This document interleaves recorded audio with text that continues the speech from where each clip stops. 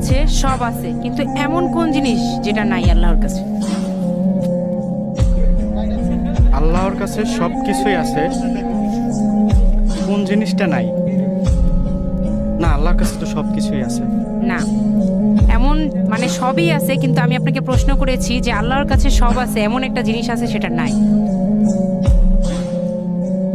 এটা আসলে আমি জানি না ভাই। জানেন না, একটু ভাবেন না।